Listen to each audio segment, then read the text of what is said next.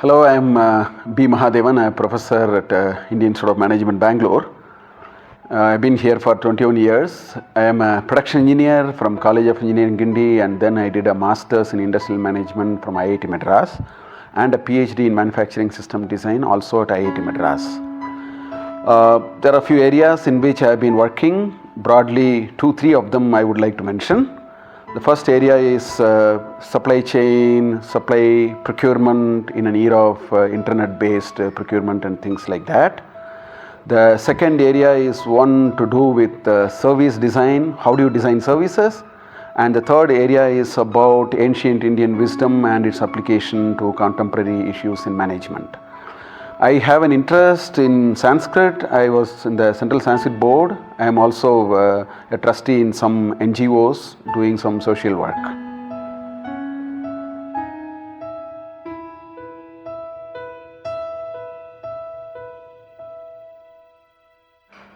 One of my current research pertains to what I call as use of ancient Indian wisdom to solve today's management problems. In fact, in a very lighter vein, I say yesterday's solutions for today's problems.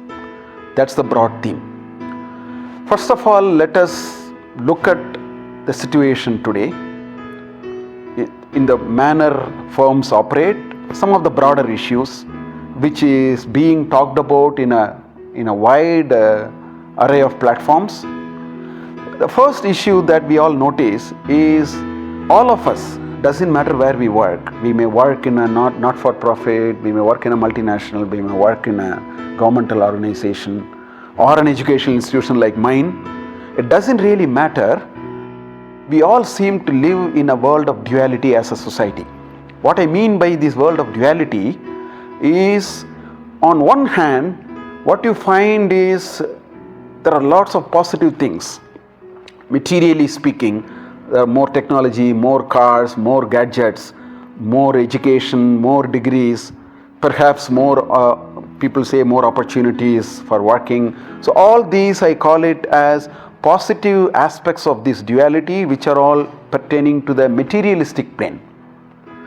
But then if you look at on the other side, there is another aspect to this duality, which is what everybody talks about. There is quality of life is very bad. People have huge stress-induced diseases like hypertension and diabetic. There is so much of stress. There is so much of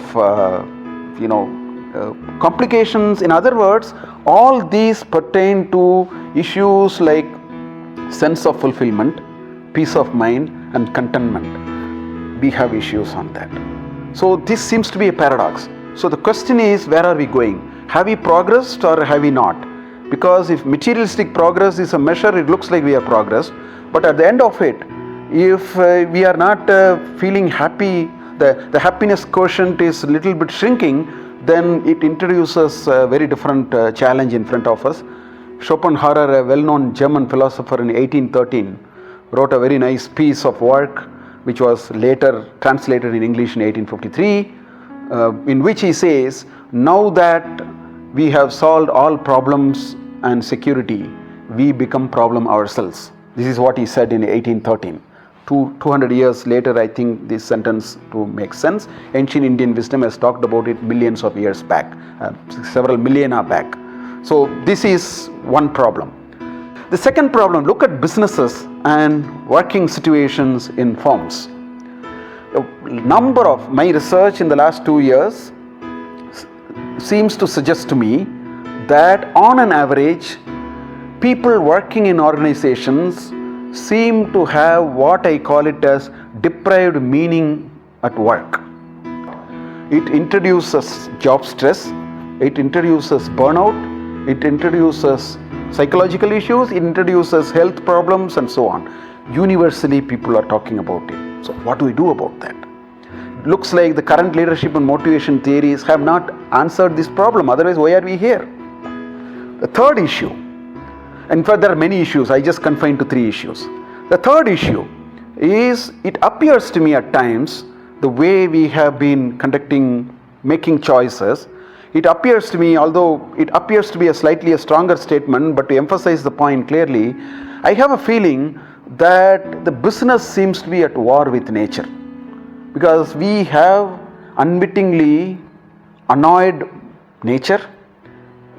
A milder way of putting it is, we have an environmental problem, we have an ecological issue that we keep talking in international summits. We are talking about carbon credits and footprints and so on. What is the issue here? Why are we not able to find a model which is what I call as sustainable? So there are many problems like this. So the question is, how do we address this? I am not for a moment trying to say that modern research is not addressing this. We are addressing. The only point I am making is, ancient Indian wisdom, the kind of ideas that we find in ancient Indian wisdom, it appears to me, with the background and the research that I have been doing, this is a work in progress, that there are very interesting paradigms. So these are some of the issues which I have been looking at. Now, how do I look at this? The primary source for me to do this research is Srimad Bhagavad Gita, because Gita talks about work. Management is all about work. Gita very clearly says that nobody can be in a state of no work. In fact, it says karmo jayo hi akarmanah. Non-work is inferior, work is superior to non-work. So therefore it confines itself to what is these paradigms and axioms of work. So my primary text for this research is Bhagavad Gita. Very interesting ideas are how to understand work, what to expect of work. Is there a possibility that work can be very joyful? I think these are some of the issues. The second source for my research is Upanishads, particularly the 10 Upanishads, because they are the still available of the hundreds of Upanishads which we have lost, and they are very important, very prominent. I also delve into Mahabharata and Ramayana, because I find very interesting ideas for management in all these. So with this, there are a few areas which I am addressing. The areas are as follows. Number one, is there a notion of leadership which is a little different from what we are doing now? The second aspect is, how do you create an infrastructure for learning and innovation? Because people are talking about learning and innovation. Therefore, how do you create an infrastructure for learning and innovation? The third aspect, which is also what I am looking at, is what is this whole notion of sustainability? What is this puzzle called being sustainable and operating? There is a concept of yajna, which is part of Bhagavad Gita and in many of our other texts in different fashions, which in my opinion is the centerpiece of sustainability. So there are many interesting ideas like this.